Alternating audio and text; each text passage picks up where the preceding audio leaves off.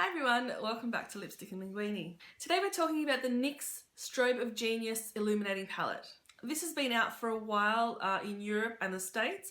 However, it's coming to Australia now and it's going to be exclusive to Priceline. I was lucky enough to pick this up while I was in London a few months ago, and so I've been playing with it ever since. So if you're interested in knowing my thoughts about this palette and whether or not you should pick it up, then stay tuned. So the NYX Strobe of Genius palette contains 7 shades.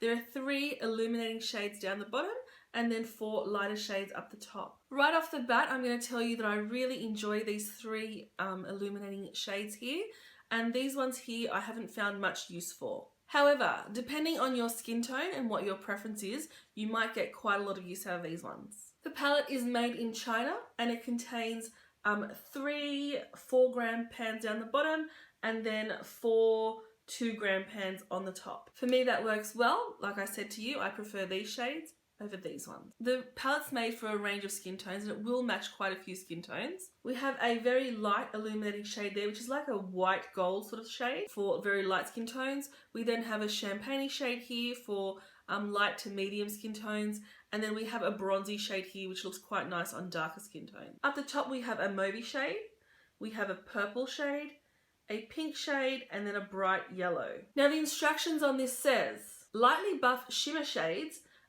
into the highest points of the face for an ultra runway strobe effect, layer with the lighter shade. The texture of these is quite smooth and the colour payoff and pigmentation is quite good. For me personally, these 2 shades are the ones that I will use the most. This one here I can use as almost a bronzer, although I'm not really into shimmery bronzers, but around the cheekbones it does look quite pretty.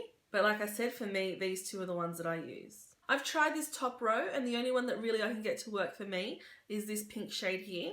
The yellow is far too dark, however for a dark skin tone it might work. It does come off as yellow. The purple is very, very icy and light. And the darker pink is just, again, a little powdery and dark for me. Having a look at these on the skin, there is the yellow shade.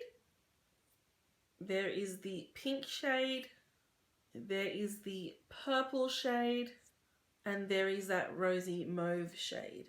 Now the texture from the top and the bottom, the top is a lot more powdery and there's a lot less glow. For me personally, this one looks actually quite pretty as a blush, but it is quite shimmery. The purple is far too icy for me. It actually shows up as purple.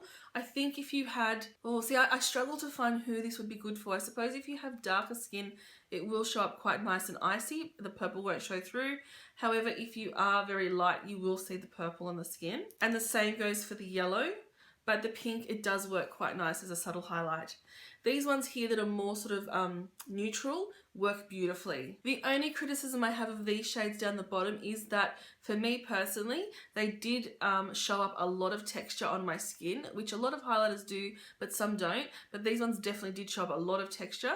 So if you are going to use them, I really highly recommend that you do use a setting spray afterwards to try and kind of melt it all into the skin. Otherwise you do get like little voids where if you do have texture or any bumps, it will hit the bumps and make them highlighted, and then there'll be little sort of voids in between where the highlighter just doesn't reach. So having a look at these shades now, this is the champagne shade, this is the bronzy shade, and here is the white gold kind of shade. So that's what they look like swatched. And then on the skin,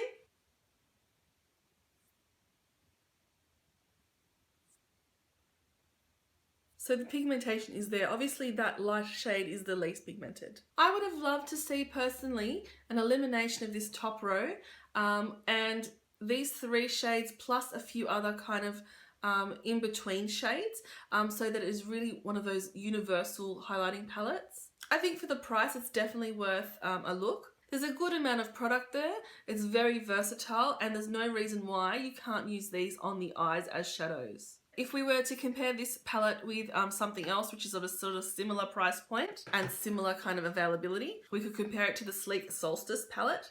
Now the only thing that this palette has over this one is it does have the mirror. However, I think in terms of wearability, I think the NYX palette really wins over this one. This one has some beautiful shades in it, but it is very, very icy. This one is much much more wearable, much more versatile, and much more kind of suited to a whole range of skin tones. If I knew then what I know now, would I still purchase? Definitely. There's a lot of exciting stuff coming up from NYX. They're opening their first store in Australia. You'll have to stay tuned to see where that is. And they're just continuously coming out with amazing products. Priceline is very lucky that they have such a wide range, and they do get exclusives like this from time to time.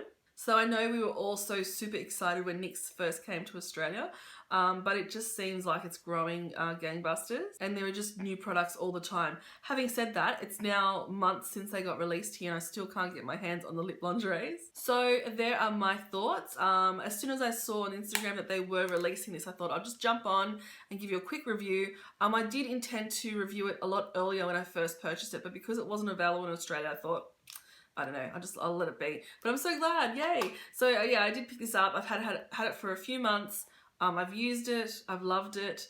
I'm wearing it today, and I've used a Morphe brush to apply it, just quite liberally actually, I don't lie. But yeah, I really enjoy this. This is definitely worth a pickup. If you do see it, then give it a try, give it a swatch so you can see what the quality is like. I like it. It's not the most like pigmented, but it's very good for the price. And that's where I'll leave it, I think. So for full swatches, then head to the blog. Other than that, thank you so much for watching. As usual, thank you for coming and spending a little bit of time with me. If you haven't subscribed, I'd love you to do that. And also love you to leave me a comment if you could do that too. Thanks so much. I'll see you next time. Bye.